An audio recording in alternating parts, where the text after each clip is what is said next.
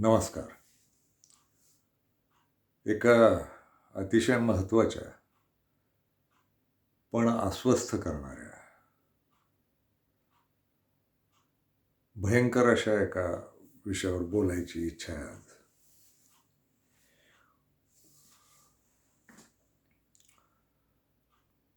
प्रेम प्रकरणं होतात आपल्याकडे आणि ती सर्रास होतात. ती जगभर होतात आणि प्रेम प्रकरणं होण्याला वयाची बंधनं नाहीत.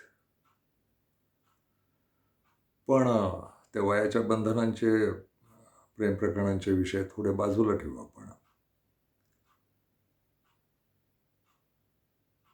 तरुण वयात मुलामुलींची जी प्रेम प्रकरणं होतात त्याविषयी आणि त्यातून कधी-कधी होणाऱ्या खुनांविषयी बोलायचं आहे. अशा बातम्या येतात मधून-मधून की प्रेम प्रकरणातनं खून झाले.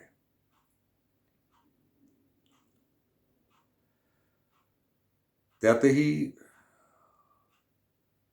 प्रियकराकडून प्रेयसीचा खून होणं आणि प्रेयसीकडूनही प्रियकराचा खून होणं अशाही बातम्या ऐकू येतात. आणि या विषयातच प्रेम प्रकरणं करणाऱ्या दोघांच्या घरांमध्ये संघर्ष होणं आणि कुठल्यातरी एका घरानं उठून दुसऱ्या घरातल्या त्या प्रकरण करणाऱ्या व्यक्तीचा किंवा त्यांच्या नातेवाईकांचा खून करणं अशा गोष्टी ऐकू येतात. फार त्रास होतोय ऐकताना. वेदना होतात. एक जिवंत माणूस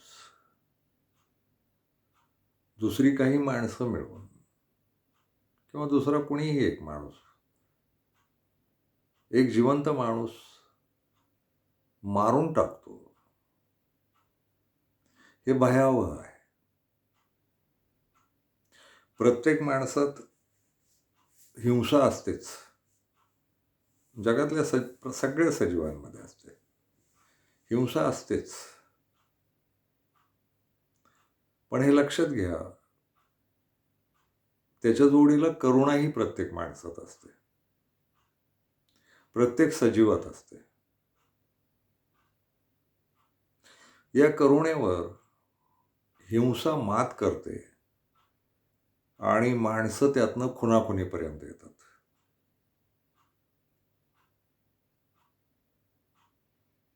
काय चीड येत असेल त्या ज्याचा खून केलाय, ज्यानं खून केलाय त्या माणसाला. म्हणजे हिंसेची बरीच रूपं आहेत. एक, माणसं भांडणं करतात. माणसं शिव्यागाळी पण करतात. माणसं बऱ्याचदा त्याच्या पुढची पायरी म्हणून मारामाऱ्या सुद्धा करतात. पण मारामाऱ्यांच्या पुढचं प्रकरण, पुढची पायरी म्हणजे खून करणं, माणसाला संपवून टाकणं. निसर्गाच्या पद्धतीनं माणसं मारतच असतो. आणि निसर्गानं मारलेल्या माणसांबद्दल फारसं काही वाटत नाही. पण माणसं निसर्ग ताब्यात घेऊन दुसऱ्या माणसांना मारतात, जिव्हे. हे भयावह आहे. आणि भांडणाची दुसरी कारणं असतील तर ठीक आहे. पण म्हणजे दुसऱ्या भावना असतील तर ठीक आहे. म्हणजे काही भांडणांचे विषय असतात तर तिथपर्यंत ठीक आहे. पण प्रेमासारख्या एका गोड आणि अतिशय सार्वजनिक आणि सार्वकालिक आणि अतिशय नैसर्गिक विषयात सुद्धा माणसं खुणांना येतात, याचा त्रास होतो.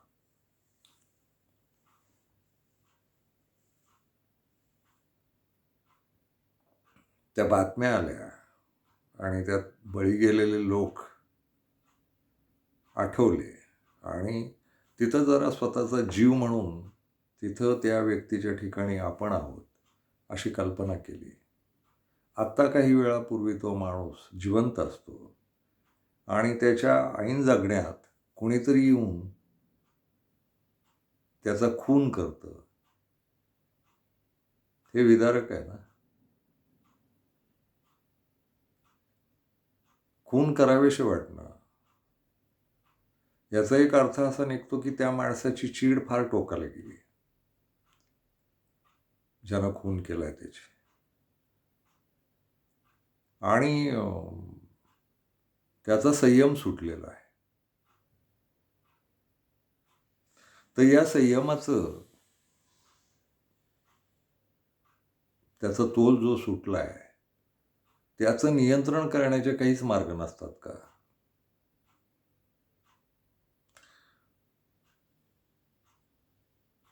कुणीतरी त्याच्या भोवती जो समाज आहे, त्याच्या भोवती जे कुटुंब आहे, त्यातलं कुणी त्या माणसाला, खून करणाऱ्या व्यक्तीला, स्त्रीला किंवा पुरुषाला वेळीच आवरत का नाही? की तेही त्या खून करणाऱ्या व्यक्तीच्या बरोबरीनं तेवढ्याच चिडीला गेलेले असतात आणि खून होण्यातच त्यांना समाधान वाटतं. असं काही अर्थ आहे का? मेंदूच्या नियंत्रण सुटण्यातनं खून होतात असं जर आपण म्हणत असू, तर मेंदूवर नियंत्रण ठेवता येण्याचे काहीच मार्ग नाहीत का? प्रेम प्रकरणात ते प्रेम प्रकरण पूर्णत्वाला जाऊ नये याच्यासाठी दुसरे खुनाशिवाय काही मार्ग नाहीत का? म्हणजे आपल्या घरातल्या मुलीवर कुठल्या तरी दुसऱ्याच्या घरातल्या मुलानं प्रेम करणं किंवा एका घरातल्या मुलावर दुसऱ्याच्या घरातल्या मुलीनं प्रेम करणं आणि त्यातनं कुणाचा तरी एकाचा खून करणं, याच्यावर नियंत्रण नाही का करता येणार?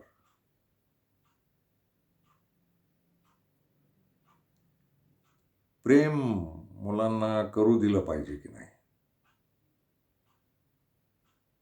मुलं वयात येतात तेव्हा निसर्गता ती त्यांच्या आतल्या लैंगिक भावनांमधनं आणि बऱ्याचदा मानसिक एकाकीपणातनं कुणाच्या तरी प्रेमात पडतात. प्रेम होण्याला तारुण्यात दोनच मुख्य कारणं आहेत. एक, उघडपणे लैंगिक वासना आणि दोन, मानसिक एकाकीपणा. मुलं मानसिक एकाकीपणातनं सुद्धा प्रेम करतात, हे लक्षात घ्या. आणि मुळात त्यांच्यातली लैंगिक वासनाच त्यांना मानसिक एकाकी करते. ती मुलं जेव्हा वयात येतात तेव्हा त्यांच्याशी लैंगिक विषयावर बोलायला कुणीच नसतं. कारण आपल्याकडं लैंगिक विषय, प्रेमाचे विषय हे बोलणं वर्ज्य आहे. तरुणांची, तरुण पिढीची या बाजूनं आपल्या भारतीय समाजव्यवस्थेत अतिशय घुसमट चालू असते मानसिक. याच्याकडं आपलं लक्षच नाही आहे. आपण अतिशय सहज घेतो या गोष्टी. आईबाप म्हणून, नातेवाईक म्हणून, समाज म्हणून आपण वयात येणाऱ्या मुलांच्या लैंगिक व्यवस्थेचा विचारच कधी केलेला नाही. आणि केला जरी असला तरी तो फार उघडपणे बोलला जात नाही सर्व समाजात. लैंगिकता किंवा प्रेम होणं, वासना या गोष्टी आपल्याकडं न बोलण्याच्या गोष्टी आहेत. आणि हेच जास्ती भयंकर आहे. खरं तर लैंगिकता, वासना प्रेम होणं, आकर्षण वाटणं, या गोष्टी सजीवांना निसर्गानं दिलेल्या आहेत. तर निसर्गानं दिलेल्या असंख्य गोष्टींवर आपण एकमेकांशी अतिशय खुलेपणानं, अतिशय आनंदानं एकमेकांशी बोलत असतो. भारतातल्या लोकांमध्ये गप्पांमधला एक विषय मजेशीर आहे. तो सगळे बोलत असतात. संधी मिळेल तेव्हा बोलत असतात. एकमेकांशी वाचा बोलत असतात. तो म्हणजे जेवण. तुम्ही बघा, तुम्हाला एकही माणूस असा सापडणार नाही की तो जेवणाविषयी लोकांशी खुलेपणानं काहीच बोलत नाही. एकही माणसाचं आयुष्य असं वाया जातच नाही की जो जेवण या विषयावर काहीच बोलला नाही कधी. प्रत्येक जण बोलत असतो. तर जेवण ही निसर्गानं दिलेली कृती आहे. जेवण करावं लागेल. भूक आहे.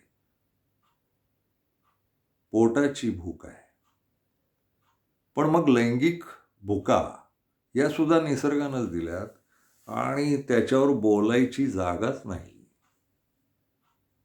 कुणीच नाही बोलत.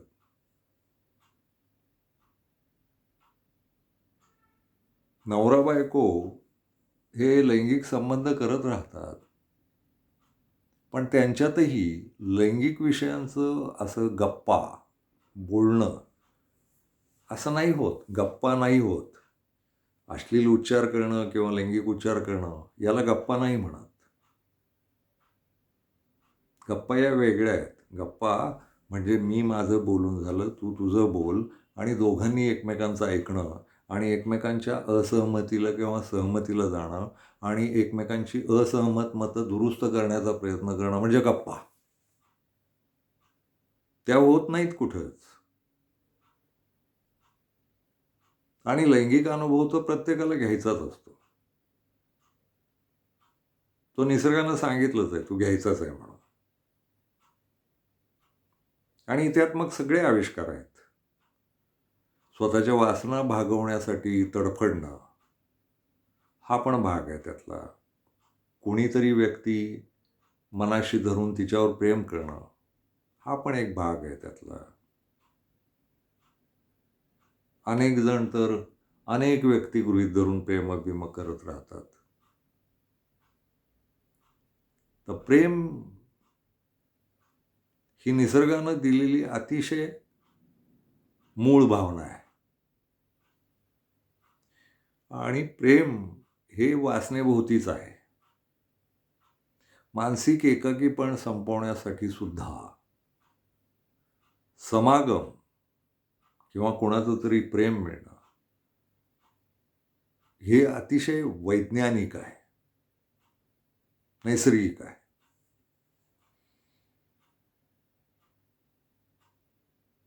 मग एवढ्या मोठ्या नैसर्गिक गरजेवर आणि मूलभूत गरजेवर एक वाक्य सांगायचं आहे. मुळात लैंगिकता ही त्या सृष्टीची मूळ भावना आहे. लैंगिकता वाईट नव्हे.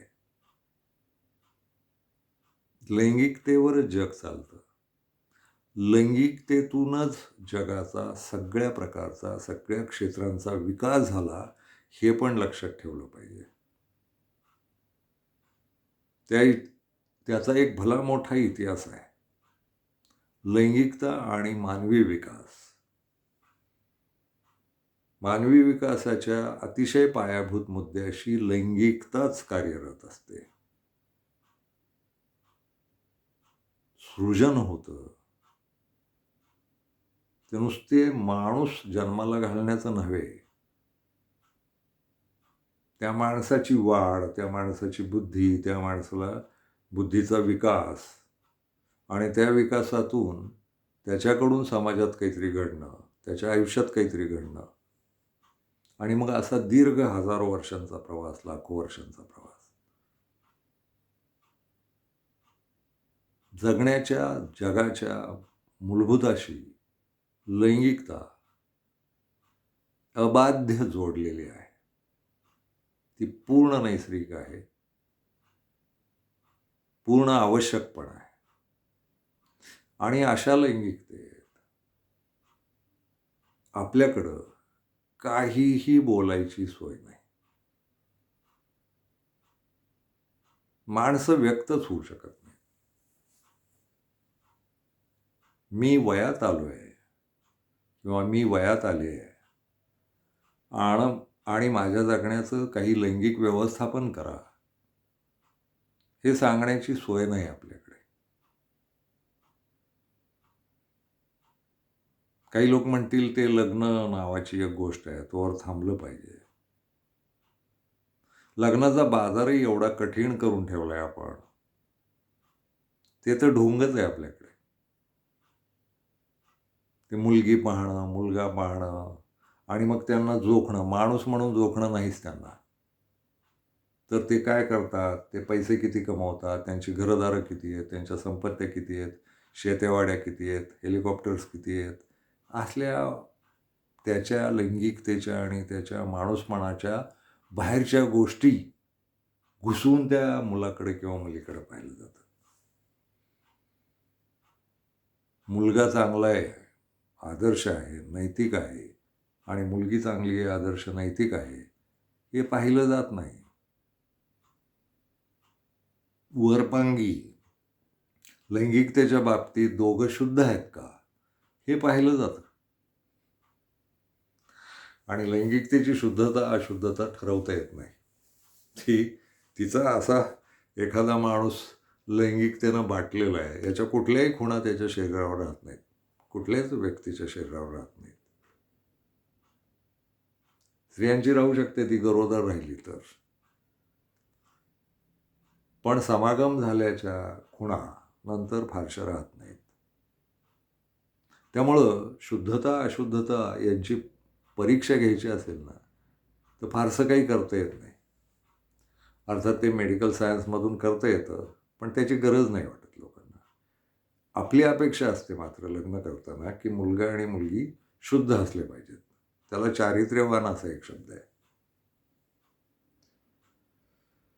पण मुळात या समाजात माणसं चारित्र्यवान राहावीत, घडावीत याची व्यवस्थाच नाही आहे.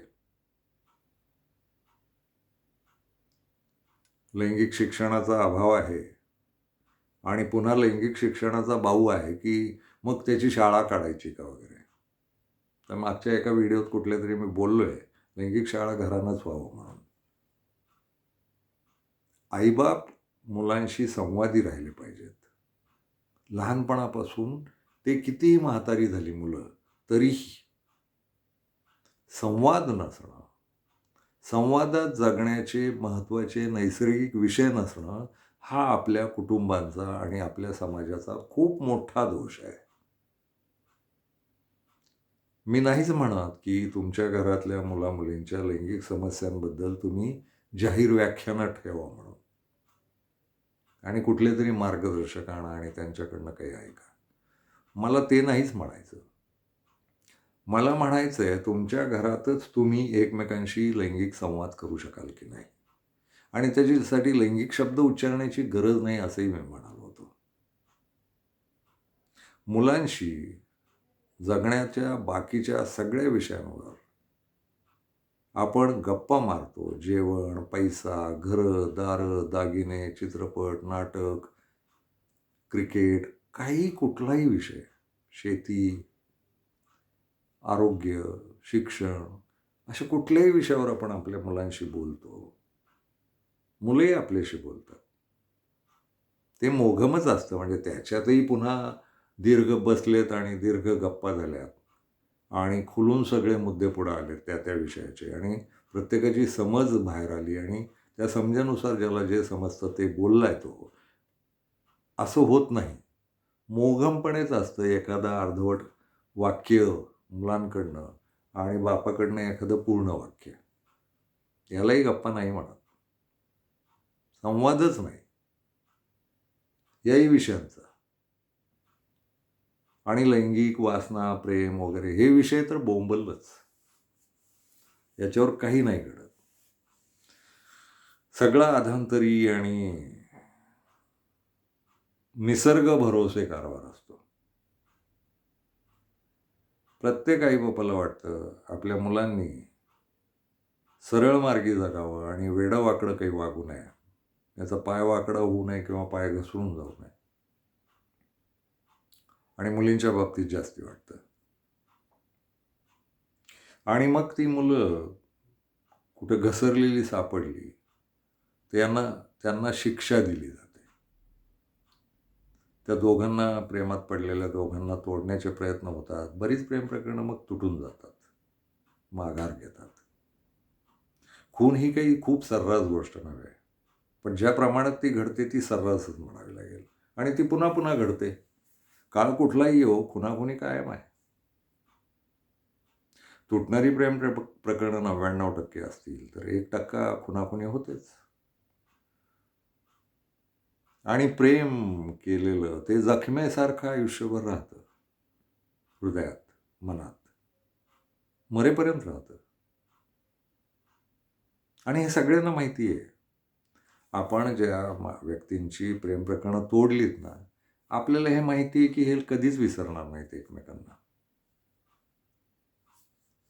ते मनानं आतनं कुठेतरी जागा राहतेच एकमेकांच्याबद्दल. आणि ती मरेपर्यंत राहते. दोघंही मरेपर्यंत. आणि हे त्यांच्या सगळ्या भोवतीच्या लोकांनाही माहिती असतं. बरं, भोवतीचे लोकही या प्रकारांमधनं गेलेलेच असतात.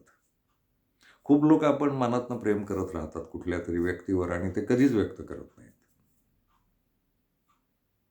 हा काही भाग आहे. पण बऱ्याच लोकांची प्रेम प्रकरणं जुळतात. हसणं, इशारे करणं आणि बोलण्याचा प्रयत्न करणं. पूर्वीच्या काळी ते चिठ्ठ्या पाठवायचे. आता मोबाईलमुळं फारच पटकन व्हायला लागलंय सगळं. तर आपण काय करतो, त्यांच्याशी हे बोलण्याऐवजी त्यांच्या मनात हे पाप येऊ नये, तथाकथित पाप, याचे मात्र प्रयत्न करत राहतो. म्हणजे आपली मुलं मोबाईलवर काय पाहतात, आपली मुलं कुठले चित्रपट पाहतात, आपली मुलं कुठल्या मित्रांमध्ये वावरतात, मैत्रिणींमध्ये वावरतात, याच्यावर लक्ष ठेवत राहतो. आपण हा विचारच करत नाही की ही समवयस्क मंडळी एकत्र जुळलीत ना, एकत्र आलीत,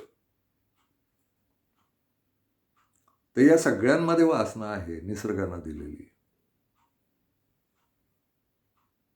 आणि त्यांच्या डोक्यात त्या पद्धतीचं काहीतरी चालू आहे. तर त्या पद्धतीचं जे काही चालू आहे, याच्यावर आपल्या घरात चर्चा होतात का? समाजात चर्चा होतात का? मुलामुलींच्या लैंगिकतेबद्दल, प्रेमाबद्दल, वासनांबद्दल आपल्याकडं खुलेपणानं बोललं जातं का? आणि मी पुन्हा सांगतो, सगळ्या समाजाला गोळा करून भाषणं नका ठोकू या विषयावर. तुमचे आईबाप आणि मुलं असंच गृहीत धरू आपण. तुमच्यात तरी संवाद होतात का? आणि त्याची भाषा अवघड असते वगैरे. काही भाषा अवघड नसते. लहानपणी तुम्ही मुलांशी बोललेले असतात, ते मुलं लहान असतात तेव्हा. हेच पुढं सातत्यपूर्ण ठेवायचं आहे आणि त्यांच्याशी सतत संवादी राहायचं आहे. आणि त्यांना बाऊ दाखवण्यापेक्षा, लैंगिकता म्हणजे खराब असतं काहीतरी, प्रेम करणं हे खराब असतं, वासनाही खराब असते, लांब राहायचं असतं,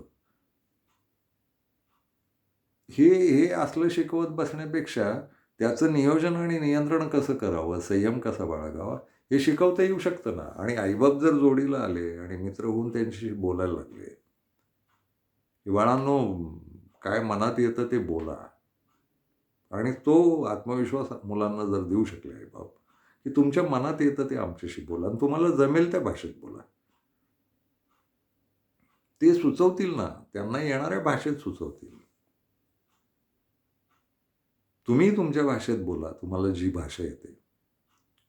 त्यांना समजावून सांगा ना आणि समजुतीनं सांगा. खूप आईबापांचं प्रमाण आहे, की मुलं वयात आल्यानंतर त्यांना एकतर कोंडून धरणं, त्यांच्यावर सतत लक्ष ठेवणं, त्यांच्यासारख्या चौकशा करत राहणं, पण संवाद न करणं. आईबाप धास्तावलेलेच असतात. त्या धास्तीतनं त्यांच्याकडनं हे होतं.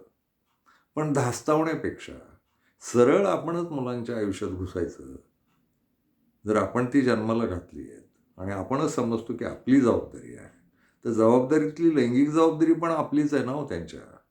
आणि त्याला केवळ लग्न हा मार्ग नाही हो. लग्न होईल तेव्हा होईल, पण त्याच्या आधी मुलं वयात येतात. त्याचं काय करणार आहोत? तर त्याच्या त्या वासनांचं नियंत्रण, नियोजन, त्याच्याशी संवाद असं होणं गरजेचं नाही का वाटत? ते फार आवश्यक आहे ना हो. आणि ते आई-बापांनीच करणं गरजेचं आहे हो. याच्यासाठी सरकार काहीतरी योजना काढेल, कुठलेतरी तज्ञ येऊन सांगत राहतील. हे मार्ग नाही आहेत. समाजातच मुळात याची काहीच व्यवस्था नाही. आणि घाणेरडं आहे मग हे, की कुणीच उपलब्ध नसणं बोलायला आणि मनात तर ते आहे आणि ते भरलेलं असतं त्या काळात.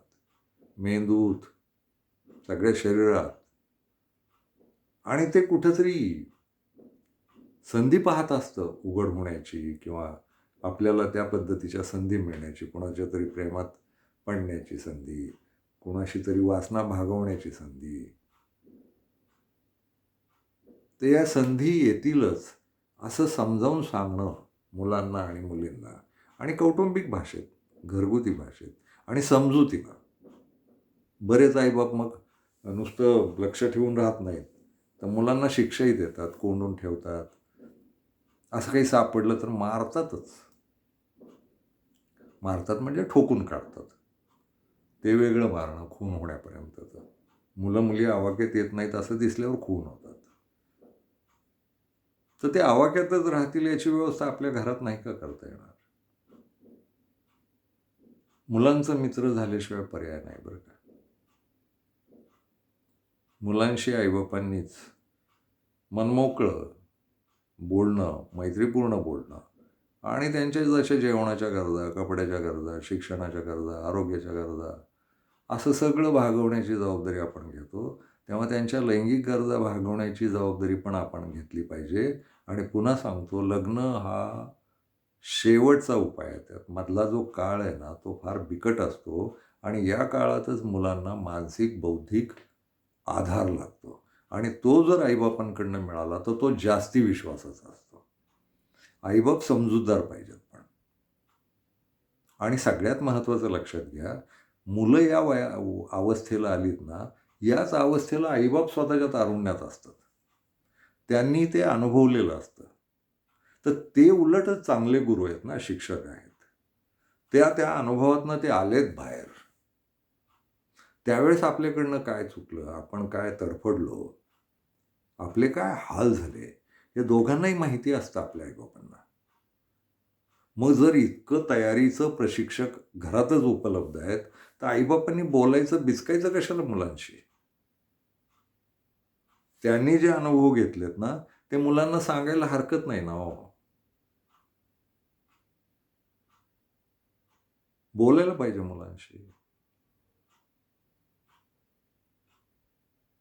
आणि फार खुल्या आणि नागड्या भाषेत बोला, असं काही आग्रह नाही हो. तुमच्या कुटुंबाच्या भाषेत बोला. असते ती. समजावून सांगण्याच्या भाषेत बोला. त्याचं गूढत्व वाढवू नका, त्याची चेष्टा करू नका, त्याचा बाऊ करू नका. अतिशय समजूतदारपणे, गंभीर आणि आनंदी संवाद करता येऊ शकतो. आणि मुलं मग आई-बाप इतक्या विश्वासानं उतरलेत ना, तर मग प्रेमात पडायचं असेल ना, तरी आई-बापांकडेच परवानगी घेऊन पडतील. संयमात राहतील. तेवढं एक केलं पाहिजे. तर मला वाटतं हे झालं, तर हे जे खून होत आहेत, हे थोडे थांबतील. काही मुद्दे आहेत. आपल्याकडं खून होण्याची कारणं ही जातीमध्ये आहेत, धर्मामध्ये आहेत, खालचं वरचं आहे, गरीब श्रीमंत आहे.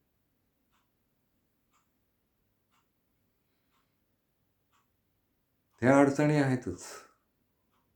तर तुम्हाला समजवायचं होतं. खरं तर मला प्रेम हे कुठल्याही एका मुलामध्ये आणि एका मुलीमध्ये होतं एवढंच मान्य आहे. मुलाच्या वासनेला कुठलाही धर्म नसतो. त्याला फक्त निसर्ग असतो. मुलाच्या म्हणताना मुलींच्या सुद्धा. मुला-मुलींच्या प्रेमाला कुठलाही धर्म नसतो, जात नसते, प्रथा नसतात, पद्धती नसतात. कर्मकांड नसतं. लैंगिकतेला पण नाही. लैंगिकता ही नरमादीमध्ये होणारी अशीच गोष्ट आहे. नरमादी कुठल्या जातीचे, धर्माचे, जातीचे, प्रदेशाचे, त्यांना कुठल्या भाषा येतात वगैरे, हे काही निसर्ग पाहत नाही. एका कुठल्या तरी नराला एक कुठली तरी मादी आवडते आणि एका मादीला एक नर आवडतो, एवढा तो साधा व्यवहार आहे. आणि नरमादी हे वाईट शब्द नाही आहेत, ते विजातीयांची ओळख करून देणारे शब्द आहेत. तर त्यांच्यामध्ये अडथळे म्हणून काय काय उभं राहतं, तर जाती आहेत, धर्म आहेत, प्रेम आहे, प्रदेश आहेत, काय जे असेल ते, पैसा आहे, सौंदर्य नावाची एक भंपक कल्पना आहे. ते मला स्वतःला मान्य नाही त्यांच्यात भेद असावेत, पण समाज जर ते भेद पाळतोय ना, तर मग त्या भेदातनंही खून होतात. तर मग स्पष्टपणे सांगा ना तुम्ही मुलांना, जेव्हा तुम्ही या लैंगिकतेच्या, वासनेच्या, प्रेमाच्या गप्पा मुलांशी मारायला लागाल, तेव्हा प्रेमाला अडथळे काय काय आहेत आपल्या समाजात, हे मुलांशी बोललं पाहिजे ना. ते मग जातीभेदाचं बोला, धर्मभेदाचं बोला, आपल्यात आणि त्यांच्यात भेद आहेत हेही शिकवा वाटलेस. खरं तर चूक आहे, पण तुम्हाला जेव्हा मुलांचे खून होऊ नयेत किंवा त्यांनी पाय घसरू नये असं वाटत असेल ना, तर मग मला वाटतं हा एक उपाय करायला हरकत नाही. मला स्वतःला मान्य नसलेला भेदांचा मुद्दा आहे. मला कुठल्याही पोरानं कुठल्याही पोरीशी आणि कुठल्याही पोरीनं कुठल्याही पोराशी प्रेम केलेलं चालतं. प्रेम सच्च असलं पाहिजे आणि ते निष्ठावान असलं पाहिजे आणि कायम टिकणारं असलं पाहिजे, या गोष्टीवरही माझी निष्ठा आहे. याला थोडं मागास म्हटलं जातं. ते अनेक प्रेमं आणि एकच प्रेम वगैरे. मी एकच प्रेमवाला माणूस आहे. प्रेम ही एकदाच होणारी गोष्ट आहे असं अतिशय नैसर्गिकपणे मला वाटतं.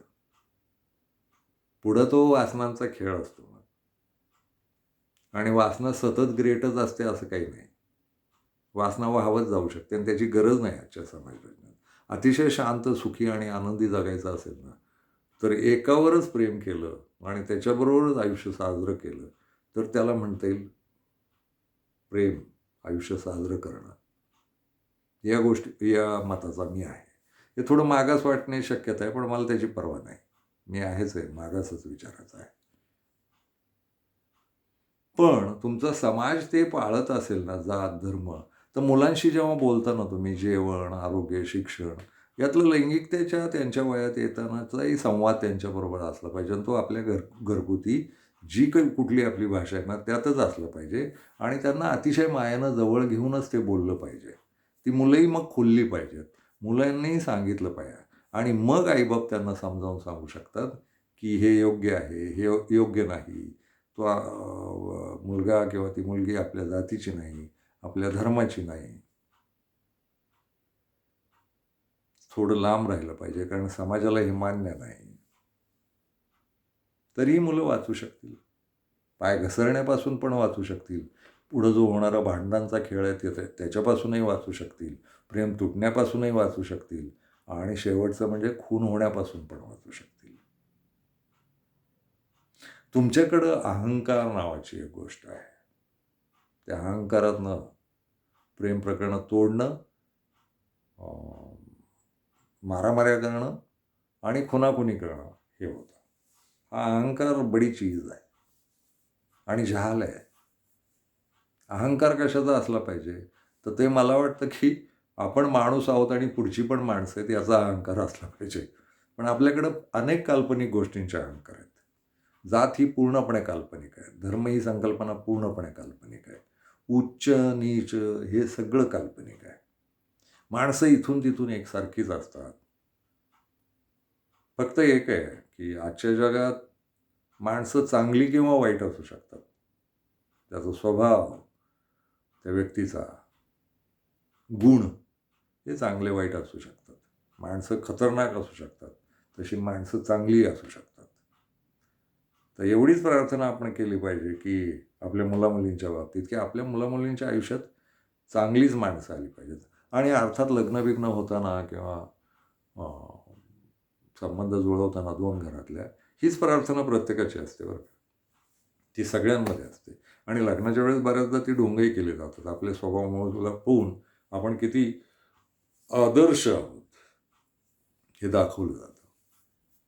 तेही ढोंग थांबलं पाहिजे खरं तर. पण तो लग्नाचा विषय वेगळा आहे. प्रेमं होऊ दिली पाहिजेत. आणि मी तर थोडं जरा विचित्रच ना आणि आपल्या समाजाला न पटणारं स्वप्न पाहतो. 2 जातीच्या किंवा 2 धर्मांच्या मुला-मुलींमध्ये प्रेम प्रकरणं झाली आणि त्यांनी जर ती आई-बापांना सांगितली, तर मला नेहमी वाटत राहतं, माझं गोड स्वप्न आहे ते, की दोन्ही घरची माणसं एकमेकांच्या समोर बसलीत आणि त्यांनी दोघांचं लग्न ठरवलंय. मग ते काय तुमच्या प्रथेप्रमाणे परीक्षा व्हायच्यात वगैरे, ते घ्या हरकत नाही. प्रेम प्रकरणं करणाऱ्या मुला-मुलींना समोर बसवा. दोन्ही घरची आई-बाप मंडळी समोर बसवा. आणि दोघांनी संवाद करावा आणि जोखावं, की मुलगा चांगला आहे की मुलगी चांगली आहे. मुलगा वाईट आहे की मुलगी वाईट आहे. आणि दोघंही चांगले आढळले तर उघडपणे लग्न लावून द्यावं, या मताचा मी आहे. ते गोड स्वप्न आहे माझं. समाज शांत आणि सुखी व्हायचा असेल, तर हा एक मार्ग आहे, की दोन्ही घरं समोरासमोर येऊन बसतायत. न भांडता संवादाने करता येतील ना मुद्दे.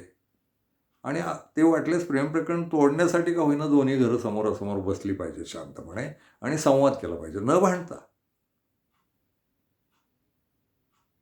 तर इथपर्यंत जाणार नाही ना हो.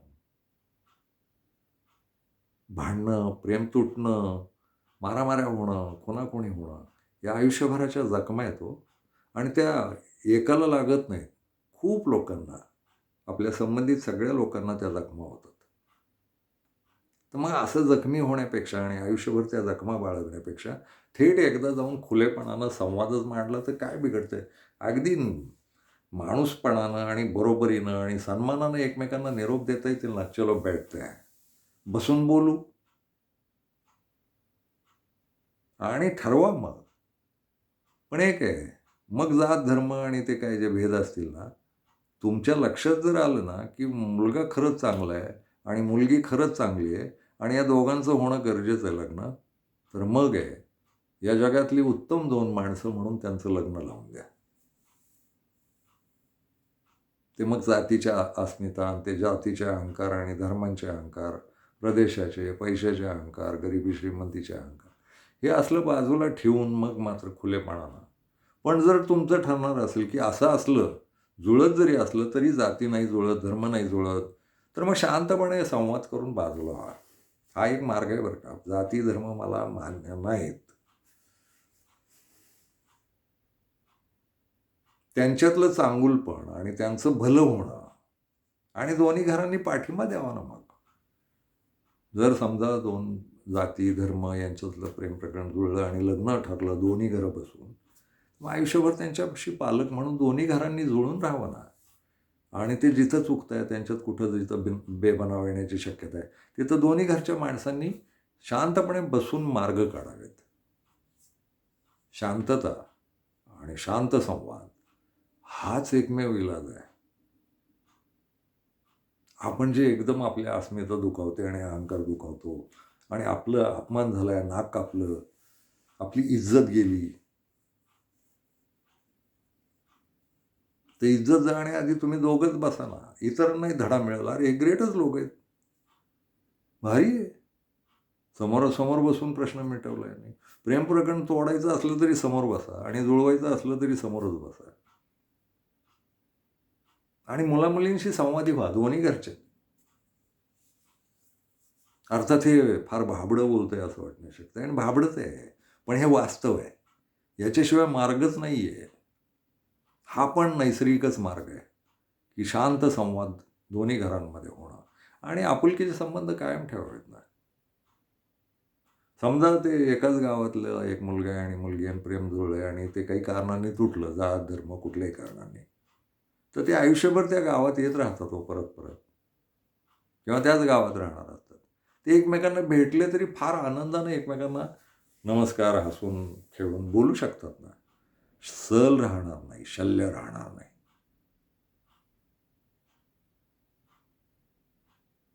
त्यांच्या डोक्यात एवढंच राहील, की याच्यावर आपलं प्रेम होतं आणि ह्याच्यावर आपलं प्रेम होतं आणि आपलं नाही जुळलं. आपल्या भेदांमुळं नाही जुळलं. हे त्यांच्या लक्षात राहील. पण कटुता राहणार नाही आणि खुमखुमी राहणार नाही. वेदना पण नाही राहणार, की साला त्यावेळेस पटली नाही, त्यावेळेस पटला नाही किंवा जुळलं नाही आपलं. वेदनांचा दर्जा जो वरच्या पातळीचा आहे, कठोर आहे, तो मऊ करणं आहे, खाली आणणं आहे. असो, हे भाबडं-भाबडं सुचत राहतं. जग चांगलं, शांत, सुखी आणि समृद्ध व्हावं असं वाटत राहतं. आणि यातली जी काल्पनिक भांडणं आहेत, काल्पनिक जाती, काल्पनिक धर्म, काल्पनिक अहंकार, यातनं जग बाहेर आलं पाहिजे असं तळमळून वाटत राहतं. काल परवा कुठलीतरी बातमी पुन्हा ऐकली आणि या बातम्या ऐकत आलो. पत्रकार होतो तेव्हा अशा बातम्या छापत आलो आणि हे बोलत आलोय नेहमी. मी प्रयत्न केलाय तो. चांगल्या जोडप्यांच्या लग्नांना पाठिंबा दिलाय, मदत केली आहे. हे करत आलोय. फक्त खूप मोठं काम आहे हे आणि सगळ्या समाजात पसरलं पाहिजे. त्याच्यासाठी असा हा व्हिडिओ करतोय. हा व्हिडिओ किती लोकं पाहतील, त्यातलं किती अंमल करतील, मग ते माझे विचार त्यांना पटतील का नाही, माहीत नाही. पण माझी जी तळमळ आहे, की माणसं शांत सुखी जगली पाहिजेत, बिनसंघर्षाची जगली पाहिजेत, आनंदानं जगली पाहिजेत आणि वेदना न घेता आयुष्यभर जगली पाहिजेत. त्याच्यासाठी हे बोलावंसं वाटलं. पुन्हा ते सांगतो, पटो न पटो, पण हा एक मार्ग आहे. तो सुचवला. काही पुढेही सुचत राहिलं, तर मी सुचवीन.